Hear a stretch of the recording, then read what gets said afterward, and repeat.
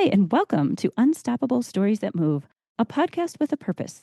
Our mission is to raise money for medical research while shining a light on ordinary people who do extraordinary things, from everyday athletes and artists, scientists and survivors, caregivers and changemakers. These people relentlessly pursue their dreams, pushing through pain and setbacks. But why? Why do they do it? And what makes them unstoppable? I'm your host, Sally Hed Dahlquist. You can hear my story in episode 1. And now, stay tuned to listen as these seemingly normal people share their stories of resilience and inspire us to keep moving forward. Let's get to it. Hi, everyone. I'm Sally Hed Dahlquist, zooming in from Afton, Minnesota. So thanks for tuning in today. I'm here today with the unstoppable Mary Croft. Yay. Hi, everyone. Hi. Mary just celebrated her 80th birthday by running a marathon in Arizona with her boyfriend and extended family. Mary has done 235 events in all 50 states on all 7 continents and has more races planned. She's just amazing. Mary has experienced a life of service.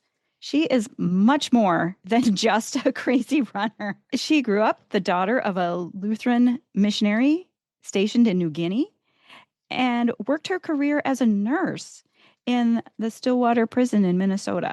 Mary ran all the Twin Cities marathons until 2025 when she decided that was enough. She's starting to slow down a little bit, but is not letting anything else stop her. And she's my hero. I want to be Mary someday. Mary, how are you? Where are you? Tell us about your story. Well, I'm in my home in Bayport right now. I just want to add that I did 235 marathons and ultras. 70 of those were ultra marathons up to the distance of 100 miles. Wow. I just have to clarify that a little because I'm that's proud of that. That's a huge accomplishment. I've only done a 50K as my ultra, just one. So again, I'm in awe. So tell me more about your birthday celebration. I think that was more than a marathon. What did you run? Like 50 miles? Tell me about that. It was an event called Across the Years, which is an event that includes 6-day, 72-hour, 48-hour, and 24-hour around the 1.4 mile loop. And then along with that, there are other ways that you can participate by doing a marathon every day for 6 days or every day for 3 days. Mm-hmm. And the interesting thing is that there's an assortment of people, each person with a very different story. And because many of the people are actually just walking, there's time to chat and visit with people and get to know their story. And my family and I had a great time getting to know the runners that were participating. It was sort of motivating and, another good way to pass the time. What was your finish time? So it took you, 2 days? How many hours were you out there? It's a 48-hour. I signed up to run or be out there for 48 hours. My goal was unknown when I started, although I kind of dreamed about doing 80 miles in 2 days. And I ended up doing 80K, which happens to be 50 miles. I'm not exactly sure of the number of hours I was out there, but I know I slept the night of the first event or the first day of the event. And I was done by dinner the second day. So I probably was out there for perhaps 18 hours. 18 hours. Yeah. To go 50 miles. And not continuously though. Yeah. Yeah, I know those ultra races. People, you can easily take breaks and sit down, and some people bring their tents or they have a little camper they sit in. There were lots of tents and lots of RVs. It was a regular little village with lots of participants and as well as support crew and that kind of thing. So, where did you sleep? I actually did have a motel that was pretty near to the stadium where the event took place, and most of my family stayed there too. So we had easy access to supplies and change of clothes and different shoes. And it was convenient for my family members who were either watching or participating to join us. Hmm. Speaking of changing your shoes and stuff, do you get chafing and what do you do about it? Not too much. Hmm. I use Vaseline. Yeah, Yeah. I love Vaseline. Yeah.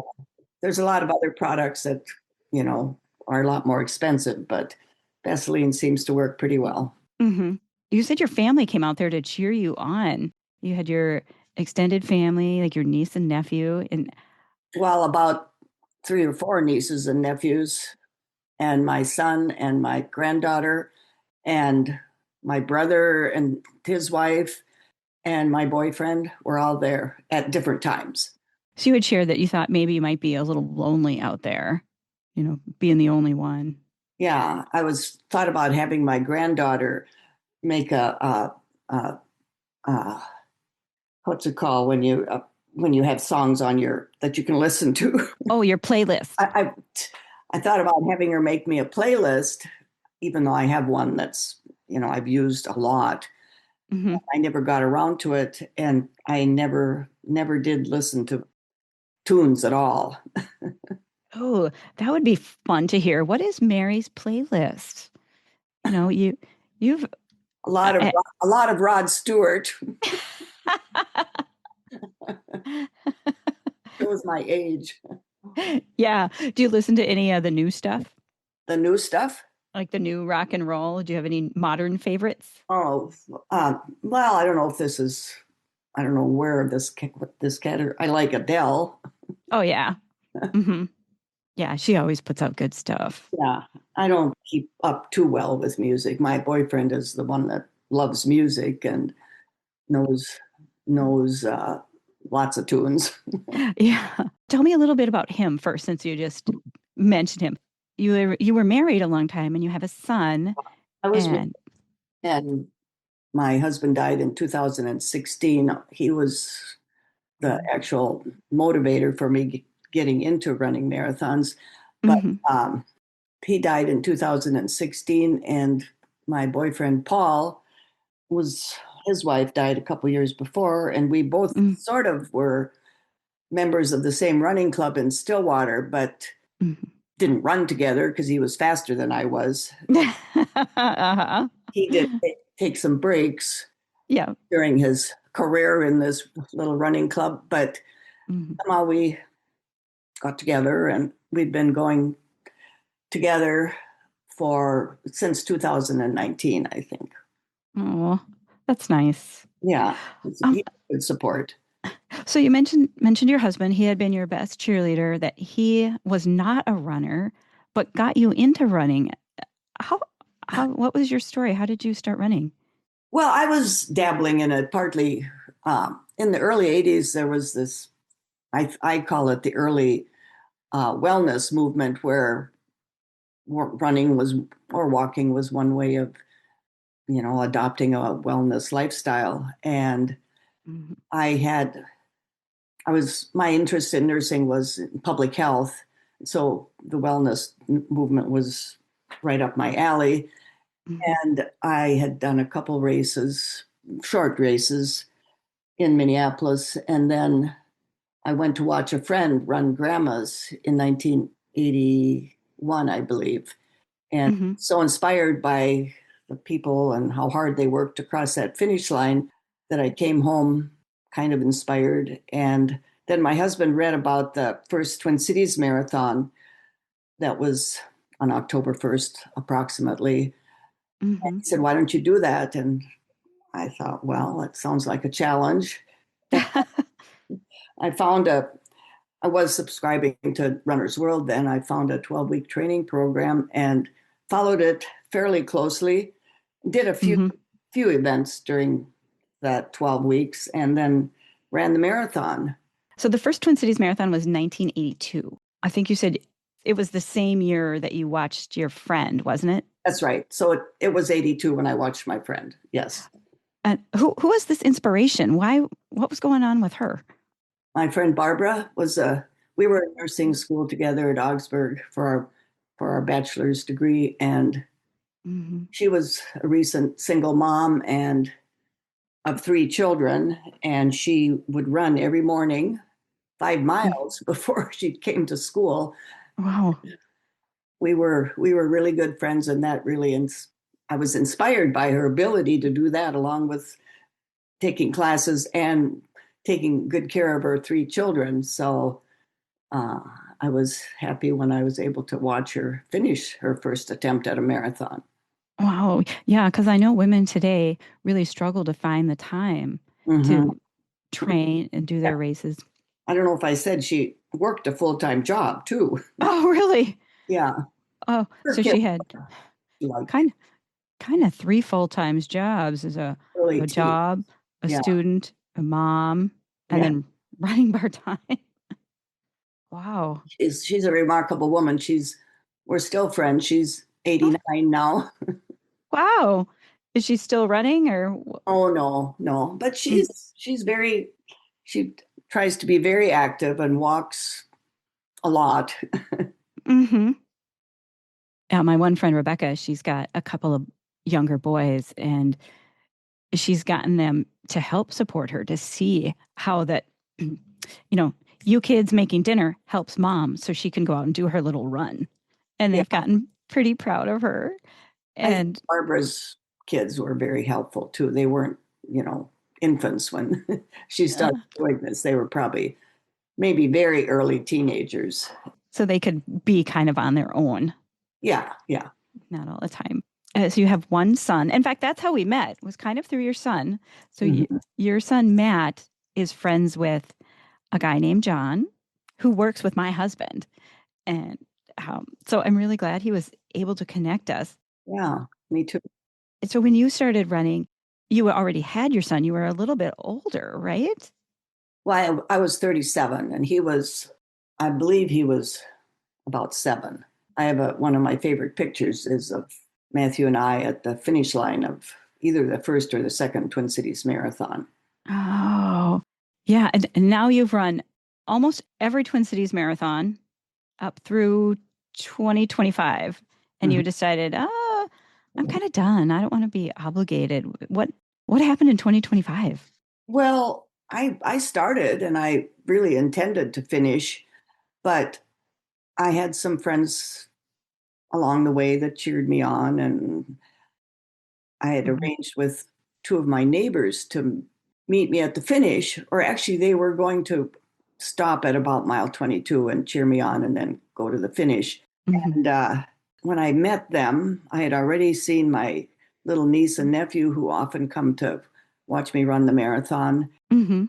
And just by coincidence, there were four of my friends from my running group who were at that same point, and they had actually met up with each other.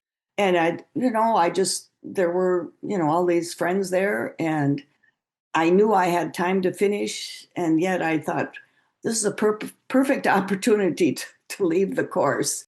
And they don't have to come to the finish line and navigate all those people that are at the finish line.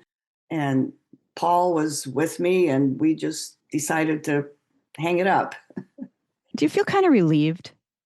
I do. I've enjoyed being part of that charter club, and my goal was to be the last woman to end her streak, and I did manage that. And now I don't have that hanging over my head anymore. And I'm Yeah. grateful for the opportunity to run all those races, and I've seen a lot of change in the event, and I think mostly for the Mhm. positive, but it's time to move on to something else. So you've had more than a 40 years of running career. What kind of big changes have you seen? The big change is marketing to Yeah. Yeah. some extent. The races early on were pretty simple. You registered by mail. You sent had to send in your application early enough so you would get into the event. You had no energy products. I believe the first few races I ran, we drank water. They had water at the aid stations. And I figured you probably needed a few calories if you're running that far. And so I would just suck on hard candy. I would have 5 pieces of butterscotch candy. That's it, huh? That was your secret, was 5 butterscotch candies? Take one every 5 miles. Maybe I should try that. Less is more, right? I don't recommend it, but so over the years, there's been a lot of different experiments about what's the best way to go. And now the carbo loading is not so in vogue, I believe. And there's all these products, like Huma and Goo and Tailwind, and I don't even know all of them. I'm pretty basic about what I use. And I can put in a plug for Huma. Oh, okay. You like Huma? Yeah. And so Do you use their gels or the powder? What do you like? I use the gels. Okay. I like the consistency better than some of the other products. That's my current favorite.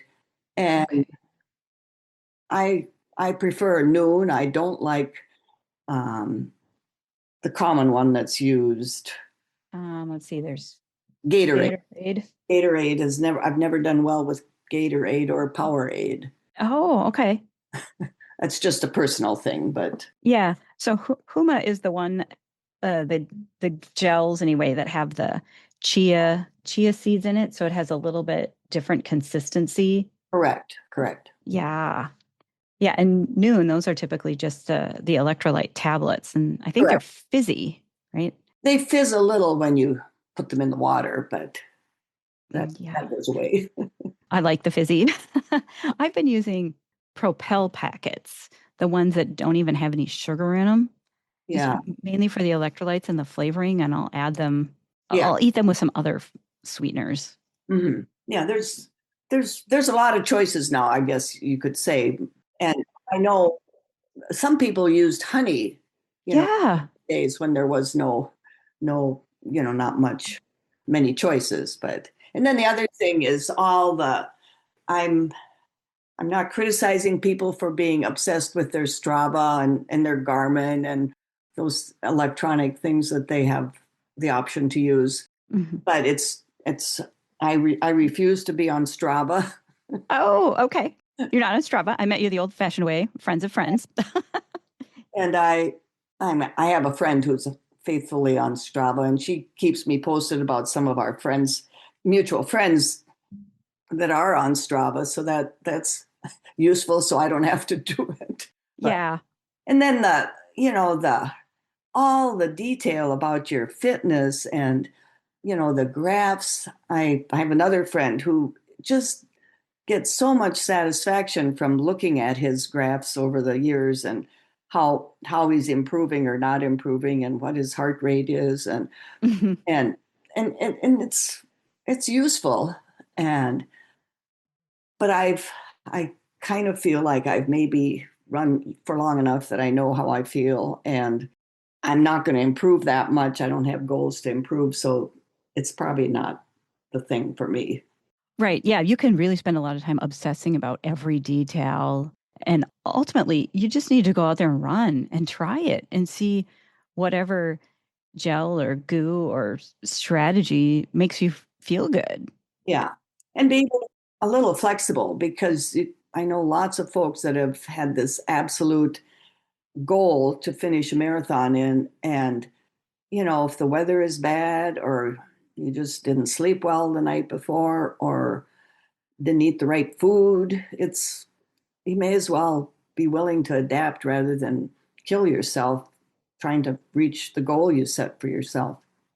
Yeah. Cause there's always another race. Especially these days. Yeah. Oh, with the old applications for marathons, did you have to submit a doctor's note? No. Okay, because I had to do that for Paris. Well, some of the foreign ones, yes, I think. Well, I was going to do a race in France, and we did have to submit a doctor's note. And I don't think any of the 7 continents well, with marathon tours, required it, and not even Antarctica, if I remember correctly. So there's been once or twice that I've had to submit a doctor's note, but not very often. I mean, you sign a waiver, Yeah. and Yep. they presume that you talk to your doctor sometime, and then you're not too distance past. It's your responsibility to be in shape. Mhm, mhm. Didn't you used to keep a log sheet or chart or on Yeah, paper the when you were? running group in Minnesota that's now called Minnesota Now was called Minnesota Distance Running Association, Oh yeah. and they had a logbook that listed every single race that was happening in Minnesota, and it was a spiral bound little notebook, and then it had a place for you to log your daily mileage and the weather and whatever you wanted to log. And I think I probably had maybe 25 of those logbooks, but when I turned Oh. 50, I decided not to do that anymore. And I think just recently they stopped producing those logbooks and just completely rely on the internet now for people to keep track of their events. Yeah, I have a spreadsheet. Seems like all the maniacs have a spreadsheet. Yeah, that's true. Now it is a spreadsheet, and I have a friend who did. Um, well, I had kept a log of most of my races, and then when I did my 230th, this person who's very, very computer literate offered to do a spreadsheet for me. And so it's, I wasn't the best at editing what Hmm. put into that, but I do have a list of every single race that I did starting from 1982 to just a few years ago. I stopped it, and it's framed and hanging on the wall in, Oh, in my house. what are you doing with all your medals? Are those on the wall too? They're hanging in a cabinet and on the wall. Uh-huh. We just moved here to Afton. So really, I'm only about 10 miles from Mary, if that, which is pretty cool. Just down the river from you, the St. Croix River. Right, yeah. So so Spent we lots of time in Afton, both at the park, the state park, and I have a very good friend who lives in Afton who we used to both be runners, and we went to a lot of races together. So I know Afton, and I know Afton pretty well. hmm I'm just starting to get to know it better. I was in Stillwater before, which is just north of both of us. Mm, hmm. Yeah, we just moved into this new house, and my husband hung up curtain rods for me on the wall so I could hang my all my medals Okay. on the wall all together. We had done something like that in our old house, but now since I have almost 200, we need a bigger wall. My husband had a cabinet built for me with that I could put a trophy cabinet. I could put my trophies on a couple of shelves, and then there was a place to hang Oh, medals. did you ever win any races? What were your times? Well, I was in the top 100 of the women at Twin Cities Marathon one year. Yay!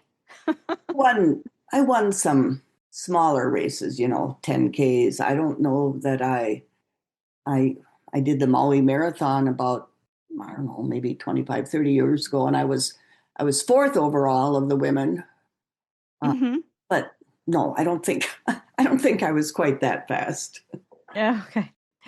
I did win one marathon in a speedy time of 6 hours and 45 minutes. I did not realize I was one out of two women in the Oh, race and that I was in first place because I had stopped to jump in the water. I went for a swim at mile 26. If I had known, I would have kept going. I would have tried harder.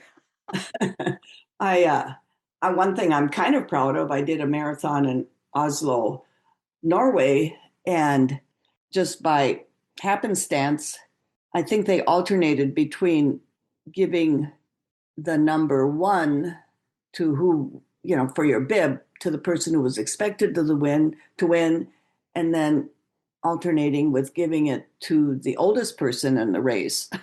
So Mm-hmm. I was able to wear a bib number one for that event. That was kind of fun. Wow. I've never had number one for my bib. But speaking of Wow. that, I just a little side note. When I registered for Across the Years, I had asked the race director if I could have the number 80. And they wrote back and said, possibly if there's not a person who's run all these events and has earned or has that number for his favorite number.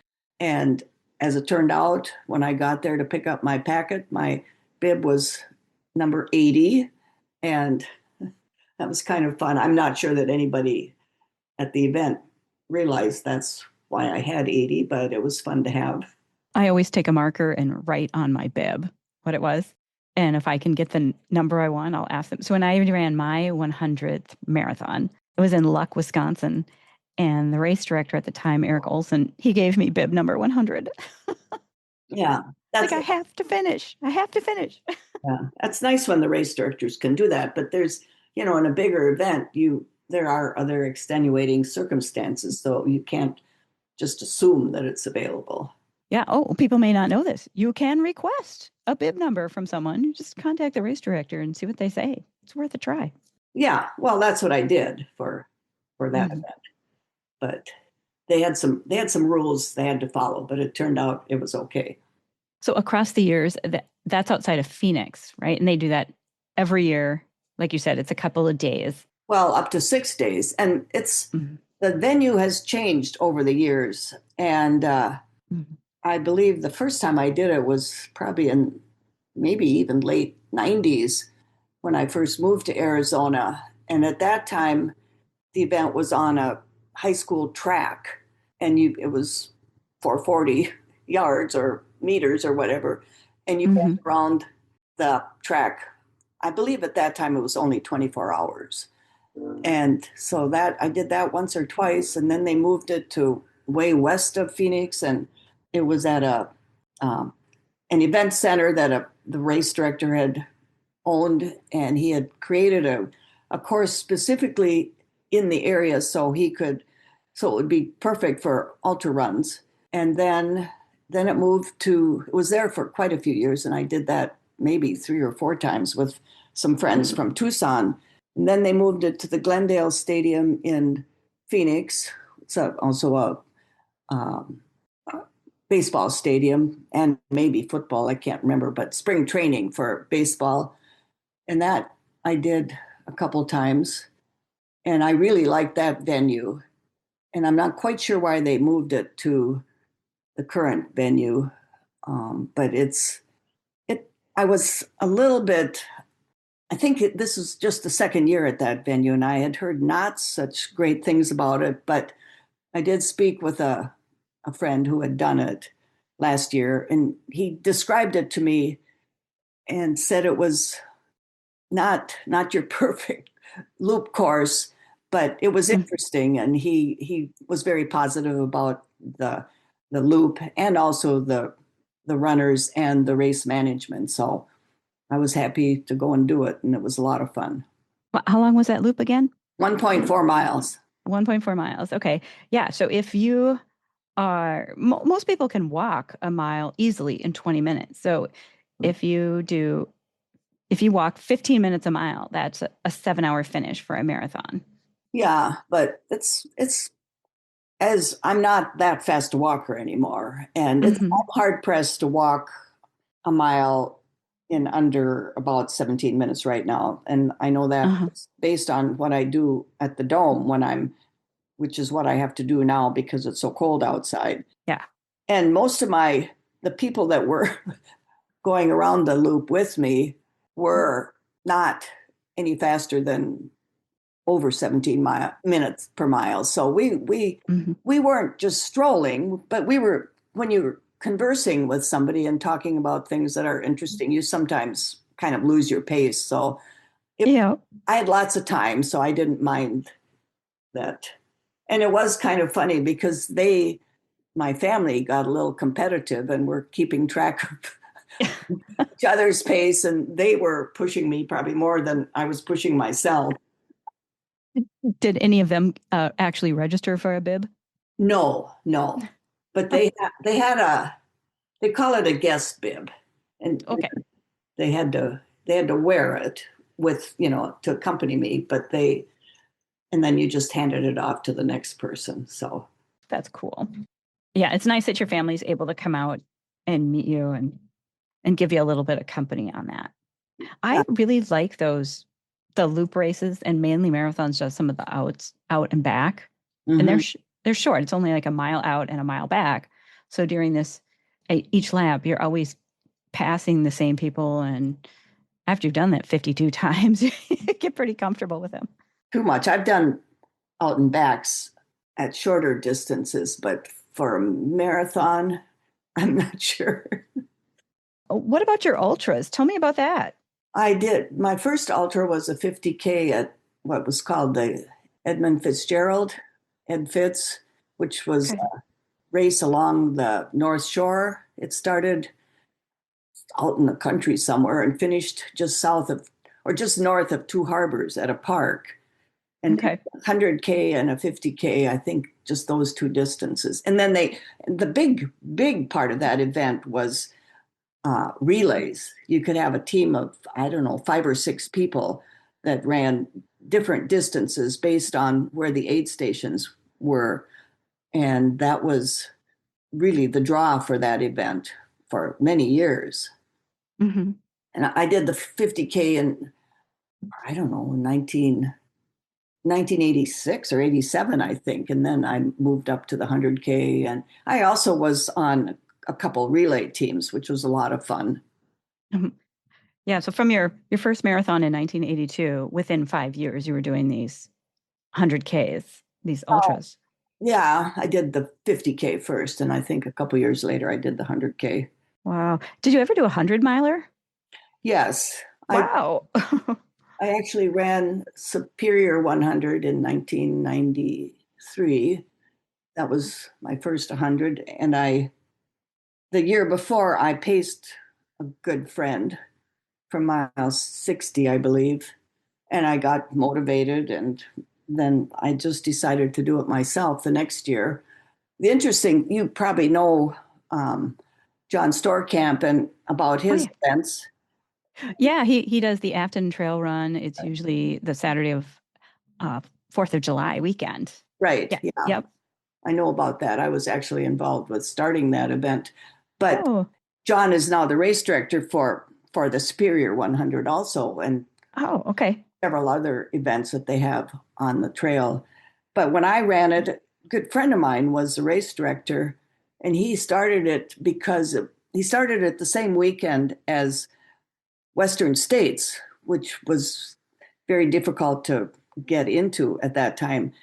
Hmm. And when I ran it, a few years after it started, there were, well, you probably know how popular the Superior 100 is now. I think he limits it to 500, and you have to be in a lottery to enter or to even get in. When I ran it, there were, I believe, about 55 men and 3 women, two, Oh, two of them from California, who finished the event. okay. That's how things have changed. Yeah. And then I also did another race that's very popular called the Javelina 100, which is in Phoenix at a regional park. Hmm. And then I also did the one in South Dakota, Deadwood Mickelson. But Okay. I think I just have to put in a plug up for this event, and I know lots of people have heard of it, and it's really a unique event, and that is um, the Comrades Marathon, which is actually not a marathon; it's a ultra. Hmm. One year you run uphill, and then next year you run downhill.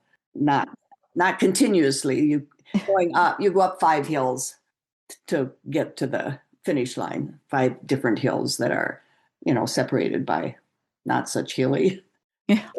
So the Comrades, that's the one in South Africa. I've not run it, but I've heard so many people Yeah, do it. It's kind of such an iconic race. it is. What did you like about it? When did you do it? How was that experience?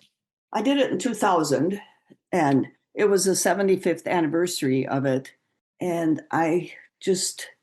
it was so well organized, and the spectators on the sidelines were so supportive. And it was just a unique experience to be involved with. And I was blessed that I was able to finish it in the allotted time. That Hmm. it was a pretty tight schedule, but I managed to finish it in just under 11 hours. Wow. Do you remember how many miles that is? It's around 53 miles, I believe. It's it's the distance between the city on the coast, which is Durban, and then the finish is at this it always finishes at the same spot, and the town is called Peter Maritzburg. Okay. Okay. Yeah. It's a 54 miles. 54. Okay, I was pretty close. Yep. Yeah. I still have to do Africa. I'm working on my 7 continents now. What do you have in mind? I'd like to do Victoria Falls. Oh, I think that's also over midsummer for us, like over 4th of July weekend. hmm. I was there, but not to run. Have you done other ones in Africa? Well, I did Madagascar. Oh, yeah. How was that? It was, I'm not sure you can even, they don't recommend, they had a coup, I believe. And so the politics are sort of, troubling, and they've had a lot of economic problems. But I must say that it was a really good experience. I enjoyed it a lot. Hmm. Did you go with a tour company? I went with marathon tours. Oh, okay. Yeah, I've done a lot with them too. They do a good job of organizing. Hmm. So Madagascar is the fourth largest island in the world. That's right. You and I talked earlier. I did look this up. I did not know that off the top of my head. Well, the reason I know about Madagascar to some extent is that my mother, when she was in high school, had this idea to be a nurse, I mean, to be a missionary. And I think she was even then planning to become a nurse. And that's where she wanted to go, was to Madagascar. So sadly, she had died by the time I ran my marathon in Madagascar. But Hmm. that was sort of in her honor that I was determined to get there to do the race. Oh, yeah. So tell me about this. Your parents, you grew up on New Guinea, went to boarding school in Australia.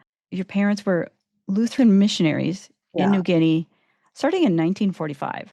So that is right after World War II.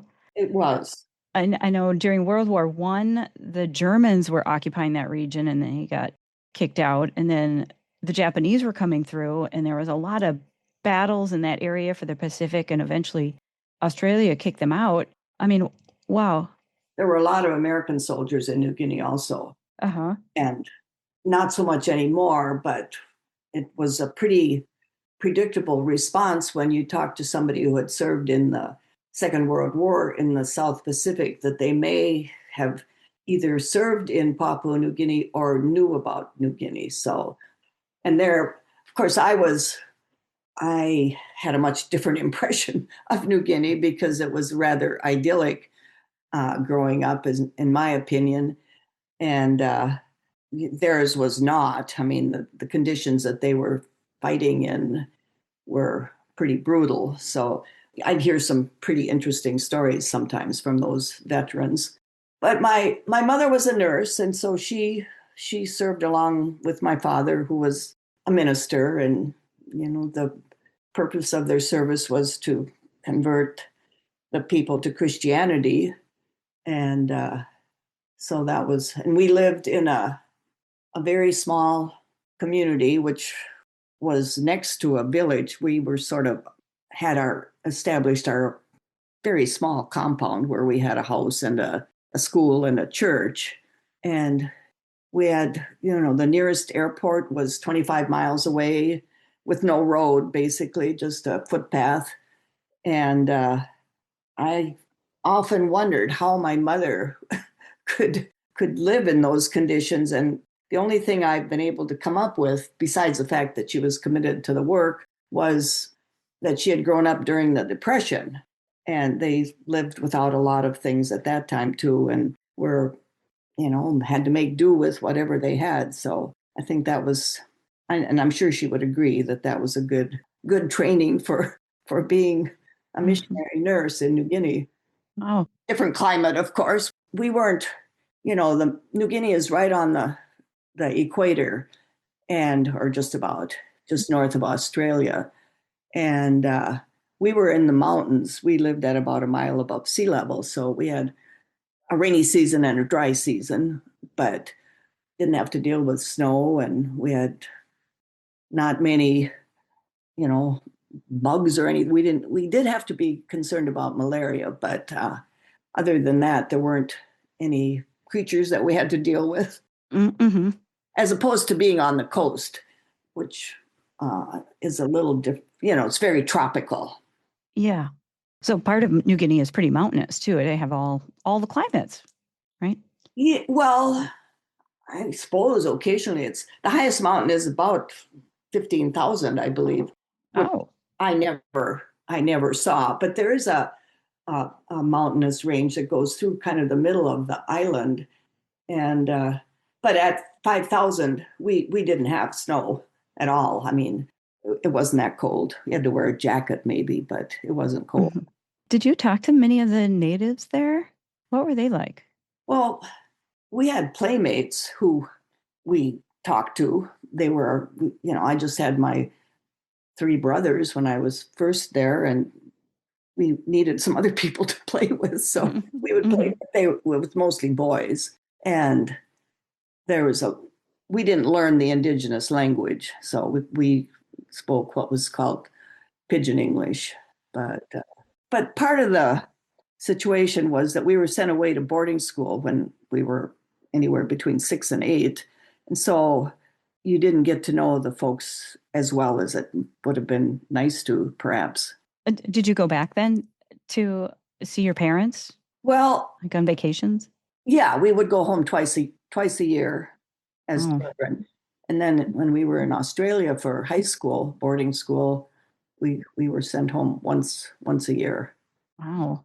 And I can just add this. Actually, we went to New Guinea on our honeymoon, and my husband had never been west of the Rocky Mountains, so it was quite an adventure for him. We were in Australia and New Zealand and New Guinea, and we also went to Japan where I had a cousin.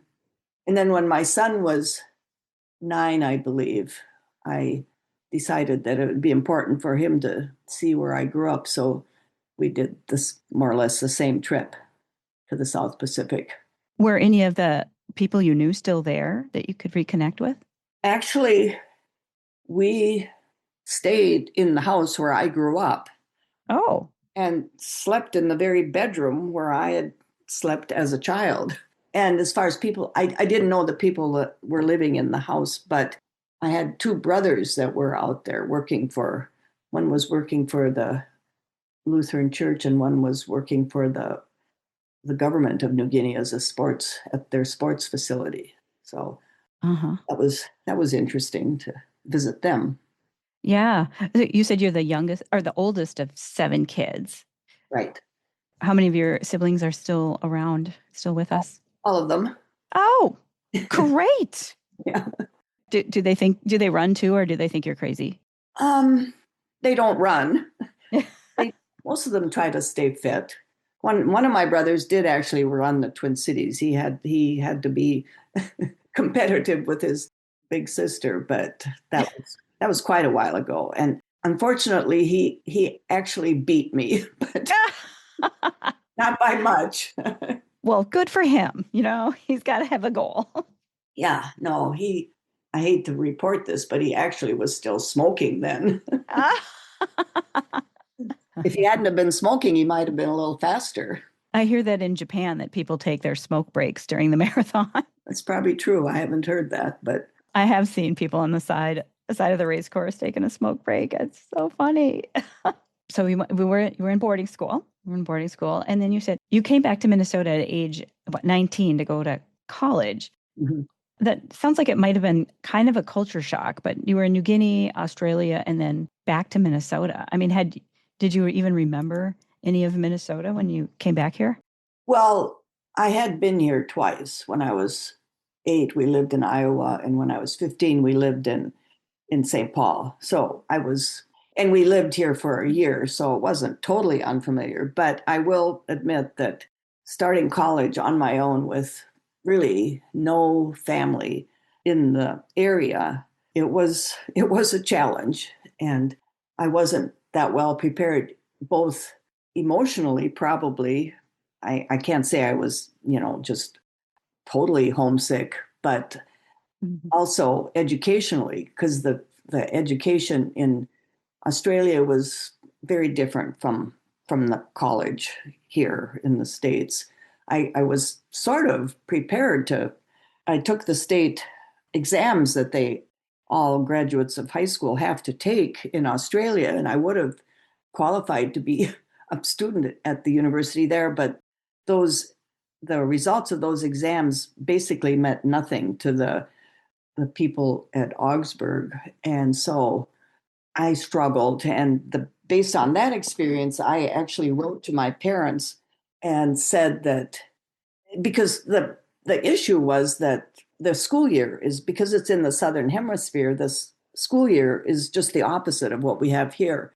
Most of us had a pretty disrupted education. And so I just suggested to them that perhaps they consider the idea that either they just skip graduating from high school and then can start in September when college starts, or some other alternative. And I think it did have an impact on my parents, because about, I don't know, a few years later, when they were probably quite a few later, maybe 10 years later, when they came back on one of their leaves, they decided to not go back so that my two youngest siblings could, finish high school here in the States, so they would Hmm. have sort of a normal preparation to go on to college.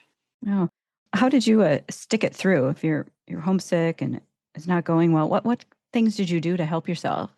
Well, I joined some groups. I joined the international students, and I found a church. And just by coincidence, the minister at that church happened to have been a missionary in Madagascar. So Oh, I sort of felt like we had something in common. yeah. Is Augsburg a Lutheran school? It is. Yeah. Okay. It was quite different than it is now, but it was a good school. I actually started there because when I was 18, I changed my mind about being a nurse and decided to be a teacher, because I had been impressed with some teachers that were volunteers in New Guinea teaching English. Uh-huh. And after 2 years at Augsburg, I realized that I was not a candidate to be a teacher. And so then I switched back to my original plan to be a nurse. Yeah. And yeah, you're a stronger person than I am for being a nurse in medicine. Oh, yeah. Well, nursing has changed a lot also. And the school I went to was called Lutheran Deaconess Hospital, which mm-hmm. doesn't exist anymore. Yep. And it was it was called a training. We were learned on the job and had some academics too. But now that's why I was back at Augsburg in the 80s to get my bachelor's degree, which is pretty much, I mean, it's not required, but it's a good thing to have as a nurse so that you have more flexibility in what you can do. Mm-hmm. Yep. So when you started, you said so you could get a training program and then later go back and get your nursing degree. Yeah, the training, I mean, we were registered nurses when we were done with that training, but it was a different approach. It was more Mm-hmm. hands on and some academics, but it was more on the job training too. So we were also, provided help to the hospital as nurses' aides and also as students. Yeah. Those programs don't exist anymore. Mhm. Yeah. So being a caregiver is It takes a special kind of person. And I know that you continued your nursing career into corrections at the Stillwater Prison. Tell me about that experience. That would terrify me. I mean, again, it takes a special kind of person to Yeah. work inside the prison. Tell me about that. Well, part of it, I suppose, could be ignorance. I didn't know what I was getting myself into. Ignorance is bliss. And my home was not much more than a mile away from the prison. And somehow I had heard that they were looking for a nurse to work in the mental health unit. I think, if I remember correctly, I had also, previously to that, I had worked at the little hospital here in Stillwater. And I believe that one of the nurses who worked there was also worked at the prison, and she may have told me about the job. And so they didn't have too many candidates applying for the job, so I was hired, and they were they were just opening up this small mental health unit, an inpatient unit within the prison. And basic function of the nurses, there were three of us that worked there, was to deliver the medications, the psychotropics and the antidepressants, to the inmates. I think the patients, I think we called them patients. There was probably about 25 in the mental health unit. So you were not serving the general prison population. You were kind of staying in this one area. Yeah, at that time. Okay. Yes. And I felt like I was not unprepared to work in that kind of business because it was a small unit, and the the therapists were trained in behavioral health method, which was not so far from public health nursing to some extent, at least some of the classes that I'd had. And but our major role was to distribute the medication to the inmates. And then I think I lasted for about 18 months in that job. And then I felt like I needed to move on. And I think I took about a year off. And then the rest of my career was in different positions within the prison. The big prison. Uh-huh. Was that the Supermax? No, Okay. that's Oak Park Heights. But we had maximum security inmates in Stillwater. Generally, Mhm. depending on how they were evaluated when they came into the prison, sometimes they did have to go almost immediately and serve their time at Oak Park Heights. But if they were categorized as maximum security, they could serve some of their time at Stillwater. So we had a lot of, I didn't go around noticing what their status was, but I know for sure that we did function as a maximum security there also. Oh yeah. So for some background information, that we're talking about the prisons in Minnesota, and there's a Supermax prison, which is Oak Park Heights, which is right next door to Stillwater. And Not, Stillwater town had been the territorial capital in the mid 1800s, and they built a prison there, which is still in operation, which I think is ironic that it's still water and you're in a prison. It's very rather calming, I guess. And even when Jesse James and his gang tried to rob the Northfield Bank, when they captured some of those guys, they were sent to the Stillwater prison. And you can actually tour the warden's house of the old prison, which I finally did last year, just before we moved. it's really a historic building, and of course they're emptying it out now. I think there might only be about 350 inmates there at this moment, and it's not. They will be moved over time to other state prisons in the state, and it's not clear, or maybe not even known, what will happen with that building. Are they closing the prison? Yes, yes, Okay, so they're keeping Oak Park Heights, which is the Supermax, right. and then they're going to close the Stillwater one. Yeah. There's prisons in Faribault and Rush River, or Rush City, I should say, and Lino Lakes. And I believe most of them have been moved to one of those three facilities. There is a minimum security separate building at the Stillwater prison, which is kind of interesting. And they've had over time, or at least when I worked there, they had some interesting programs there. They had a greenhouse and where they grew plants and actually had a garden that I believe the community could actually get vegetables from. And Oh, I, I know they had some other programs also, but it's just north of Bayport by the cemetery. yeah. I had seen an art exhibit that was all works of art produced by the inmates. And it was actually at the Bloomington City Hall in Bloomington, Minnesota. And That's it, interesting you bring that up because the I knew the art teacher who started the program. oh, Bill Murray. Yeah, I worked with him quite a bit, and Okay. I actually have a couple of his pieces. Oh, okay. Yeah, obviously it's easy to remember his name, Bill Murray, not the Yeah, actor. Um, but I still remember these pictures. One in particular was just a pencil drawing where it was just tiny lines of pencil, hmm, almost like a dot matrix, but with pencil line. hmm, And this man had drawn these images of human figures that were so vivid. Like hmm.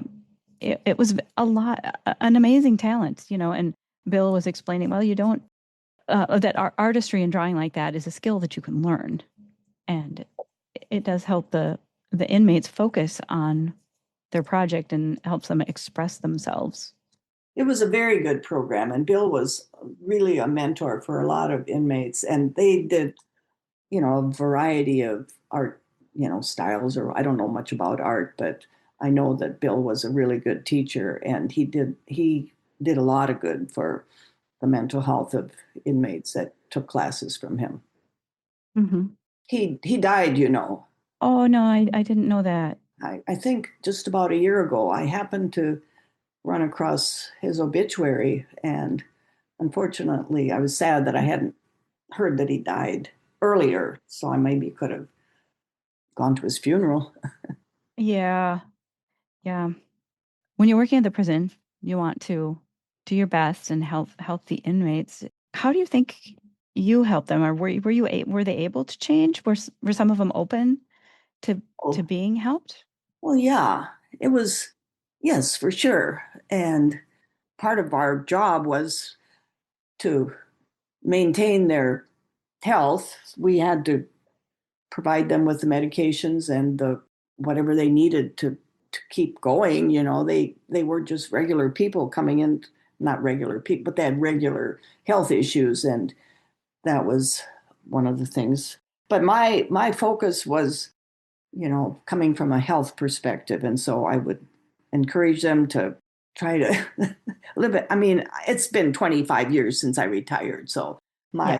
my memories are probably a little bit glamorized, but it was, Mhm. I think the biggest contribution I made there was when I was asked to start a running program by an inmate who had bipolar disorder, Mhm. probably PTSD, although we didn't call it that back then because he had been in Vietnam Oh wow. and Yeah. he was in there for murder. But he asked Mm. me to start a running program, and it was, I think, if I say so myself, was a fairly successful program, which the course was running 112 times around the yard Wow. inside the walls of the prison. And the participants varied. There were probably no more than 30 that ran the marathon, but then there'd be around that same number running a half. And it included other inmates that could participate because you had to have lap counters. Okay. And at the time, the warden who was in charge there was agreeable to let other outside runners come to run the event. And so I even run into some people now that remember running that marathon and thinking it was a really great experience. Mhm. So that, I guess I tried to, even when I was in the mental health unit, I tried to model health by, you know, trying to stay fit. And one of the things I did was started a exercise program for the inmates Mhm. a few would come, and then I don't know, this was probably pretty crazy, but I would, I was trying to get some of them to run. And of course, when you're on psychotropic medications, you don't always feel like running. But I would run in the yard and invite them to come and run with me. I wouldn't call that a very successful endeavor, but Hmm. Did you run some of the marathon with them? I ran the full race one time. Oh, wow. And did you have medals made for them? I had trophies. Okay. I don't think they had medals. We had T-shirts. It was called the Marathon in the Round. Okay. We had T-shirts made, and then I don't remember I think it was age group records for the trophies. I'd have Uh, half a dozen trophies that I would buy. Just like a regular marathon. Yeah, and Yeah.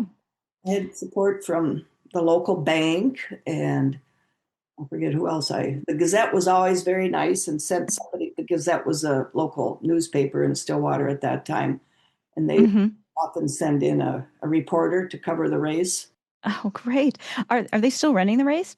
They aren't in Stillwater. They have actually, I believe, had a marathon at the Lino Lakes prison, but that's I believe maybe minimum security, so they have more access to territory. They don't have to run just inside the walls of the prison. Oh, okay. That would be a good reason, good motivation for me to get out. Right, yeah, to be transferred there. And there is a very good YouTube video now, or actually, I think it's a movie that's been shown in theaters about a running program in California at um, Folsom. Not, I'm not sure it's Folsom Prison, but a prison, a maximum security prison in California. I did watch a movie like that on the plane one time Yeah, it probably on was. Delta. Yeah, probably. And That was a little more, had a little more funding and a little yeah. slightly different um, support, I guess I would say, than mine. But mine was in the late 80s and early 90s when running Hmm. was that it was popular by then, of course, but there wasn't the marketing and the, you know, sponsorship that you could probably get now. Are any of those guys still running? Do you know, or did they keep running after? Well, one of my prodigies did get out, and he had trouble with his knees, so he was biking. But I did actually see him. He volunteered for the Twin Cities Marathon the fall that he got out. And just by coincidence, I happened to see him at a aid station in in South Minneapolis. And then he really got into biking, and sadly, he had a pretty serious accident and actually died. So Oh, he's not alive anymore. And I oh, don't know. There was another man that got out who was really one of my better runners, and he lived in South Minneapolis. And I did see him a few times, but it's been quite a while since I don't know if he's even alive anymore. yeah, I know my friend Tony Lloyd volunteers with a program called A Mile in My Shoes. Or is it A Mile in Your Shoes? A Mile in My Shoes about Him, people transitioning. In. yeah, it's a very good organization. I'm a supporter of theirs. I have not gotten myself out there to be a mentor, but I think about it. Oh, so when you were dealing with these guys, weren't you afraid at all? Well, at the time I was there, the nurses wore lab coats, so we stood out from the guards as far as staffing went, and Yeah. we were we weren't in the role of punishing them or writing them up for misbehavior. Our role was actually they could get something from us, like Mhm. like medication, things Yeah. they wanted, and or they could get an appointment to see the doctor through the nurses. So they generally, my impression was that respect might be too strong a word, but that they did kind of respect us. I think there was one male nurse, the rest of us were females, and we just kind of minded our own business and tried to do the job, which was making sure that they stayed healthy. We had some incidences where we had an epidemic of tuberculosis. Oh. One man was admitted who had tuberculosis, and unfortunately, it was a period when everybody didn't have an X-ray when they were admitted, and he should have had an X-ray because he had a terrible cough. And by the time he was diagnosed, there were quite a few people that had been diagnosed with tuberculosis. So Oh we had no. to do a program of giving medication to. The test that they had meant that they had been exposed to tuberculosis. They didn't necessarily have it. So we did what's called preventive therapy, and they had to get medication for, I think, maybe a whole year. Maybe it was only 6 months. So that kept us busy. And that was about, trying to, within limited funding, you're always trying to measure what your budget can afford. And I think after that, maybe everybody had a chest X-ray when they came in. I'm not positive about that because that's not necessarily the proper way to prevent tuberculosis too. And then I was there at the early onset of the AIDS epidemic, and that was a challenge because, it was not and the inmates that we got who were HIV positive and, progressed to AIDS were very sick. And my supervisor she just decided that these people needed to be treated well in their last time on earth. And so she actually started a small hospice unit within the prison to care for those men. Some of them were quite young. And so it was really a tough situation. And anyway, there was a lot of different issues that we dealt with. And some people probably felt that maybe we did too much, but I never felt like we were going beyond the call of duty. Yeah. You were encouraging them to Yeah, be healthy while they were there. yeah, and they're human beings. They like to visit. They like, we didn't have a whole lot of time to visit, but when the prison would be locked down because of whatever reason, usually a fight or something like that, that everybody was punished for the behavior of a few people. So the nurses had to go up the 4 tiers of the prison to deliver medication. That was quite a challenge, but you'd have a little brief interaction with them, which was the most human contact they would get during a day. Yeah. Yeah. And you told me before that you like to think of them in that moment. Like you said, they're human beings. And at this moment, all they need is any kind of kind human interaction. Yeah, that's how I looked at it. And I kind of think that's also good advice in life. And you see that in the marathon all the time too. When you pass somebody, I only know you for 15 seconds, but if you need anything, I'll give you my electrolytes or help you out or something. Right, right. I'm not verbalizing it in the best manner because I have lost my language skills for that kind of work. But I never. People have wondered if I felt unsafe, and I don't believe I have. We didn't always have a guard following us, but in fact, most of the time when we were doing the rounds in the cell halls, we didn't have a guard because they didn't have enough staff. But there would be, there were guards. They're called officers now, patrolling in the hallways. So I just never felt unsafe. Well, I'm glad to hear that. You've lived this life of doing service for other people. And you said your mom had been a nurse. Did watching your mom help you decide that's what you wanted to do? For sure. Yeah. Yeah. Yeah. She was my mentor Yeah. from a distance. Yeah. Since we were not living at home for a lot of our early years, she would tell stories and we would watch her. We watched her do a lot of things, and she was an inspiration to us. Leading by good example. Hmm. Oftentimes, you don't really think about doing something or consider doing something until you see somebody else do it. Like, I wouldn't have considered doing the marathon if I hadn't seen my best friend do it. You probably wouldn't have considered doing it if you hadn't seen your friend Barbara run Grandma's marathon. Maybe you wouldn't have become a nurse because of your mom. And I think of all these little things that we do, and maybe we're doing them for ourselves, but somebody else watches and thinks I can do that too. Like I'm watching you going, maybe when I'm 80, I can run a marathon too. I wanted to say along those lines, to some extent, my hero in my early years of running was Joan Benoit. Oh, yeah. She And won the Los Angeles Marathon, the Olympics marathon in, was that 1984 or 6 or something? 84. It was the 19, first women's marathon in the Olympics. And mm-hmm, I just read a statement that she had made in the Minnesota uh, or the Twin Cities in Motion website or the newsletter that came out. And mm-hmm.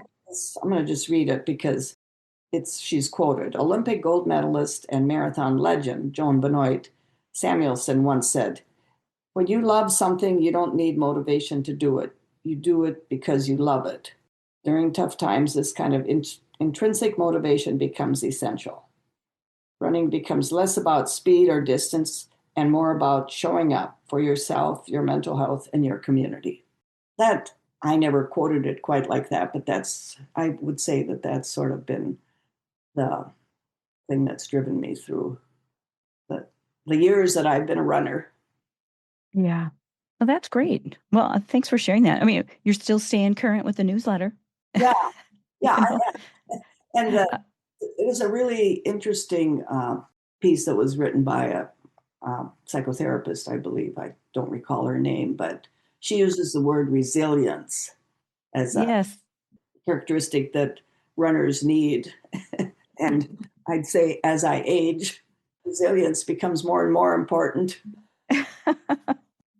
Speaking of aging, how are your bones? Well, I have had two broken bones in the last year, and I have mostly from, I've had other broken bones too, but those were from running accidents where I, tripped on the trail or something. But I guess I do have some osteoporosis, and I finally agreed to take the therapy that was recommended by a nurse practitioner that my doctor referred me to. And I'm hoping that it's an infusion of a medication, and you get it once a year for 3 years, and then after the full third year, then they do a bone density. Hmm. We'll see. That's going to be in April, and I hope my bones have improved a little. Yeah, I know. When I go to the state fair, this is how I know I'm getting old. Because when I go to the state fair, instead of blowing all my money on rides and cotton candy, I blow it at the health fair. I've had them do the bone density test for me, where you put your heel into a little machine. I don't know if it's a sonogram or Mhm. what it is, but it measures your bone density in your heel. Yeah. And for bone density, it's a scale of -1 to +1. And I'm always off the charts at like 1.7. Well, good for you. Yeah. And they always say, oh, you must be a long distance runner because or a weightlifter because that's only how we see it this Yeah. hard. And then they had told me, well, I'll probably never be in danger of osteoporosis because it protects your whole body, even your skull, Mhm. from all that high impact. And I'm worried because my mom, is this little Scandinavian lady, and she was definitely shrinking and hunching over, and But she had a different lifestyle than you, most likely. yeah, Yeah. yeah, yeah, she wasn't active, and so I hope the shot works and the running has still made you healthier. So you said you had kind of a rough year this year too. You broke your arm, but you healed enough so that you could kind of run Twin Cities and then finish your 80th birthday. Yeah, and I don't like to talk about my Okay. I view it as unhealth, but I guess it's the nature of aging. Things do happen that you're not as steady on your feet, and especially now with this winter weather where it's so icy that I'm almost afraid to go out of the house. I have to overcome that. Actually, when I broke my arm, I had physical therapy for quite a few weeks. And when they discharged me, I said, "Do you have any mental therapy that you can offer?" Because I am so afraid of falling again that I. Uh-huh. But they said, "No, we don't do that." I mean, the reason I broke my arm was that I was running and there was no problem on the road. It was perfectly clear. And I think I must have just dragged my foot. And I just, all of a sudden, I was flat on I didn't hit my face, but I was flat on I just was laying there flat with my arm underneath me. And I think that's how I broke my arm, just from Oh, the impact of landing on the sidewalk. oh, that sounds painful.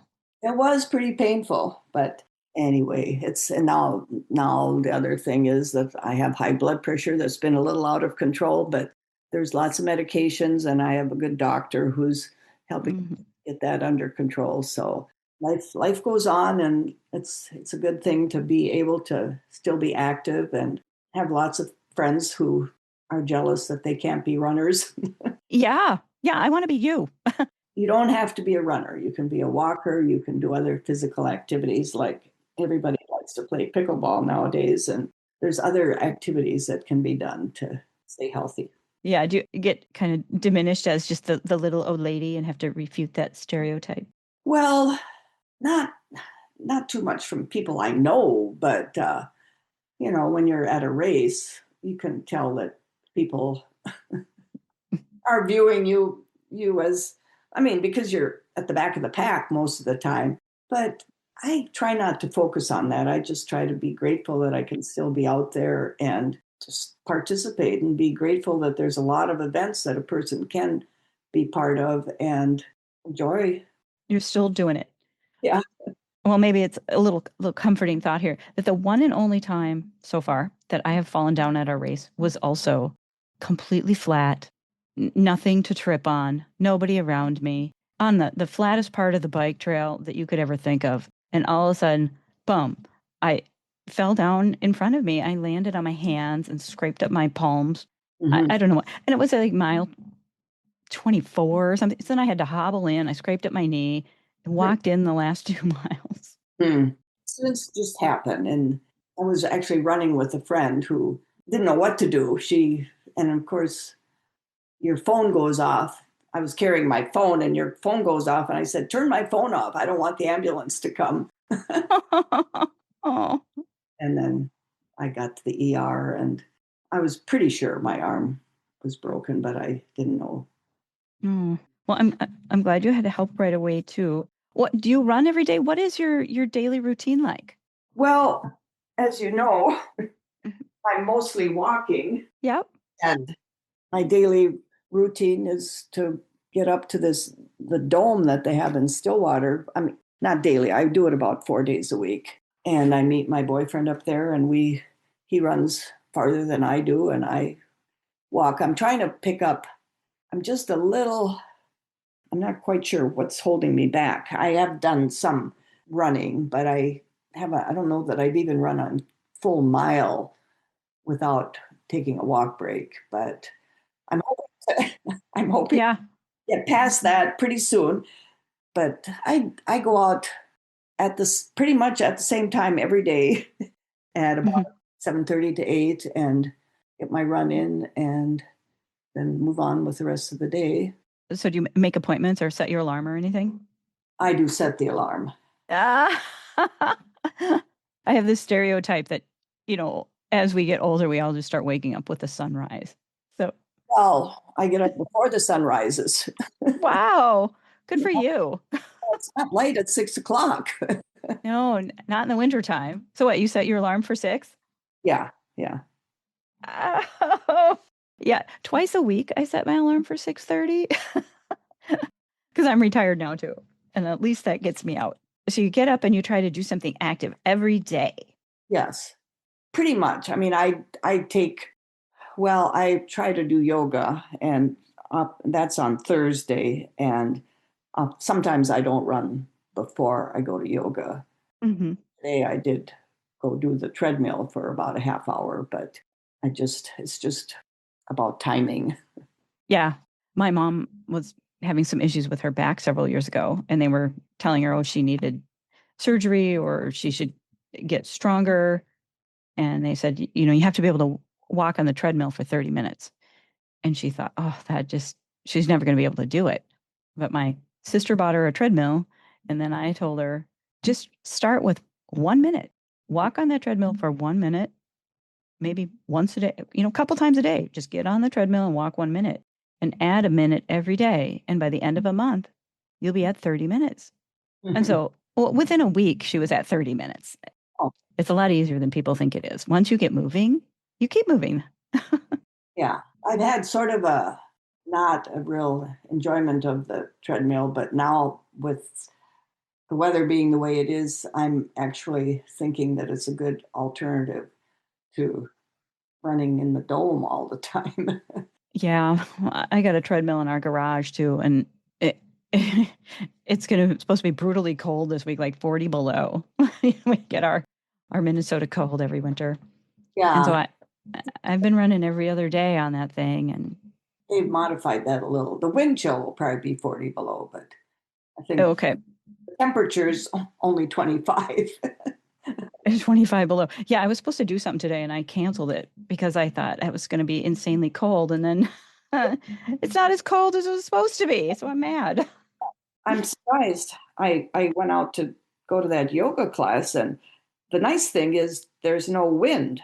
Yeah. It is down to 1 degree now, and this really extreme cold warning starts this evening, Okay. and the wind is gonna. Yeah, it doesn't look that windy right here at my house, but it's coming. It's coming. It'll be here. Yeah. So speaking of things coming up, what's next for you? What are your goals or your bucket list? Do you want to go somewhere? Travel plans? Well, I'm a little reluctant to plan too much, but I did sign up for grandma's. Yes, and I'll be there. Yeah, We'll have to connect at grandma's. I'm gonna yeah. have my little trade show booth there to tell everybody how you're unstoppable. And I I just was trying to think of something, a goal to look forward to. And I think I mentioned to you that I at one time was thinking of doing all the provinces in Canada, but that kind of got away from me. But I would like to do a race in Canada. And I think I looked up it's called the Royal Victoria Marathon, and it's on Vancouver Island. Oh, yeah. You done that? I've not, but I've been to Vancouver Island a couple of times. Gone to Burchard Gardens Yeah. Yeah. over and I know. crossed over on the ferry and everything from. Yeah. That's I've heard about some relatives have been there, and I actually have some very good friends in Vancouver who I know would put me up for a few days. Mhm. The Vancouver Marathon is actually in May, and there's no way I'd be ready for a marathon by then. Mhm. This Royal Victoria Marathon sounds really interesting, and so that's sort of I'm thinking that's not till October, so there's plenty of Okay. time to think about it. Yeah. That might be on my bucket list. Now that you don't have to worry about doing Twin Cities anymore, you can diversify. That's true. You had talked about the islands. You were thinking about maybe doing the largest islands in the world. So I did prepare a little bit. I made a list of the 5 largest islands. The largest one, of course, is Greenland. And I think you ran there, didn't you? No, I was in Iceland, but not. Iceland. Okay. So it's Greenland is number one, then New Guinea, then Borneo, Madagascar, and then Baffin Island in Canada. Yeah. Yeah, they were on my list at one time, and actually it was around the time COVID arrived. I actually have a cousin who was in Borneo, and he kind of told me about the climate there, and it was a little intimidating.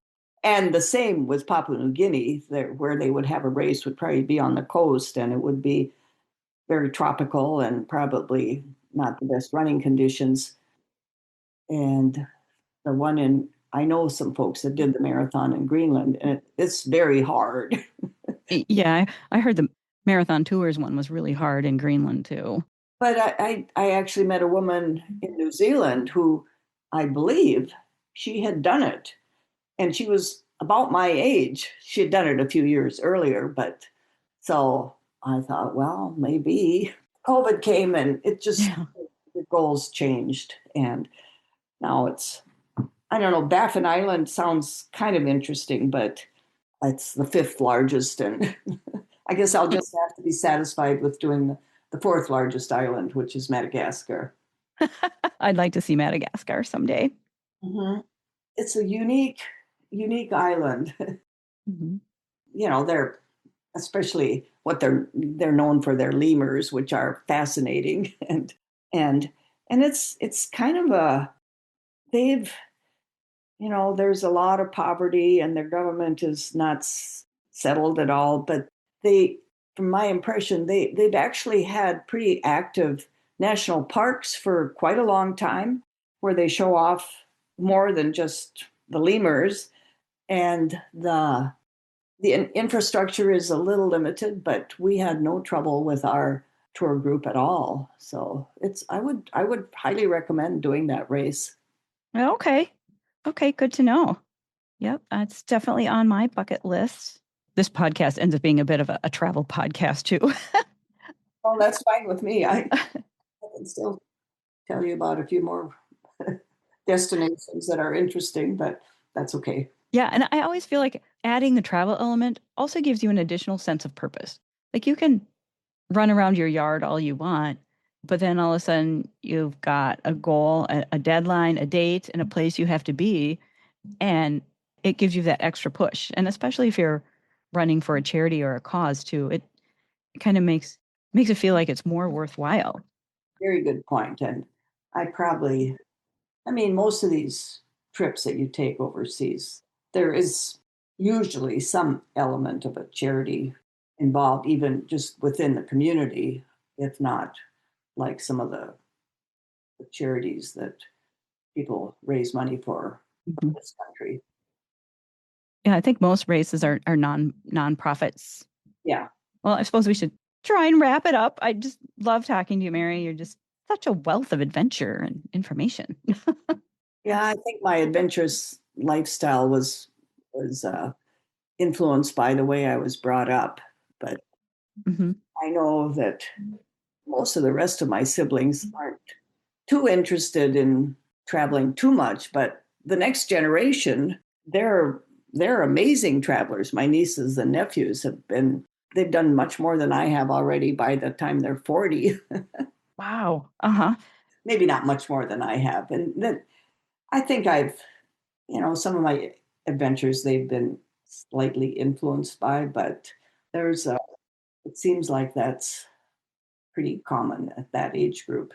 Yeah, I know. And when I was 12, my dad worked for Northwest Orient Airlines for a Oh, year, which is now Delta. yeah, I have two brothers that work for them. Oh, okay. Yeah. And so we would travel around a lot that year. It was great. I loved it. Yeah, that definitely. I always wanted to go places, Mhm. because where I grew up, well, in Farmington, was literally surrounded by farm fields. And I always thought, God, there's more to life other than just this, which turns out it's a pretty happy place to be, and now I'm in Afton in the country in the same situation. Well, that's kind of like me. When my husband worked at Anderson Windows, and when we moved to Bayport for his job, prior to meeting him, my goal was to go to Boston and work at Mass General Hospital. Yes, they're an amazing hospital. Yeah. And of course, within a year after I graduated from nursing school, I was married. Uh-huh. You met a boy. And when we moved to Bayport, I swore I wasn't going to stay here. Uh-huh. I don't know what I thought, where I thought he was going to go. I mean, there were some opportunities, but he ended up staying here, and I've lived in Bayport for 55 years.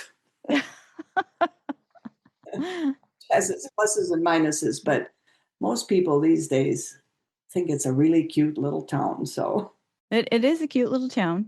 Now with people working remotely so much, a lot of the smaller towns are getting more people moving in, a little revitalized because people can work from home. right, that's true. But it's a bit of a double-edged sword too, because if I can do my job remotely from Minnesota, somebody else can do my job remotely from India. So You're competing with the whole world for jobs now. True. But it is what you make it, and you have to love your surroundings. I hope everybody can live in a place where they're happy. Living on the St. Croix River, and where I live now, I look out at the river, and I'm down by the marina, and it's a lovely spot to get up in the morning and look out the window and see the river or the sun rising. I don't really mind it at all. You are living the dream. I'm pretty blessed, I will admit that. Okay, well, I got two final questions for you. So before we wrap it up, I'll give a little plug for my charity. We're trying to raise money for medical research. So if you want to support the cause and donate, please do so. Go to unstoppablestoriesthatmove.com. And then question, is that your running is always about more than running. It's kind of a bigger picture. I'm doing this podcast with a purpose to raise money for charity. And my question for you is, what is your bigger purpose? At this stage of my life, I run to stay healthy and try to be an influence on people my age as well as younger people, and trying to get them interested in a healthy lifestyle and as active as they choose to be, which might be running, it might be walking, it might be whatever sport they choose to get involved with, but just to get out of the house and enjoy nature and just be grateful to be alive. Well, you are truly an inspiration, and you walk the walk, you talk the talk, you practice what you preach. I try. Being healthy, yeah. And I know you do inspire others to live healthier lives. Okay, and finally, my last question to you is, what makes you unstoppable? I think it goes back to that definition of resilience, and I actually looked up the definition of it. Mm-hmm. It is the capacity to withstand or to recover quickly from difficulties, toughness. And I guess that's what keeps me going, is the idea of being positive and trying not to be depressed when things don't go quite my way, and just trying to do the best that I can with the skills that I have at this moment. It's not that profound, but that's that is what I think is what drives me, is the concept of resilience. Thanks for tuning into this episode. If this story hits home, please share it with your friends. Subscribe, support the podcast, leave a review, sign up for the Unstoppable newsletter, or send me a message. I would really love to hear from you. And if you want to do something even bigger, donate now. Support our mission to raise $1 million for medical research. You can donate online at unstoppablestoriesthatmove.com or mail a check to P.O. Box 12, Afton, Minnesota 55001, USA. We can't get there without help from listeners like you. Together, we can save lives. I'm your host, Sally Hed Dahlquist. Thanks again for listening, and keep moving forward.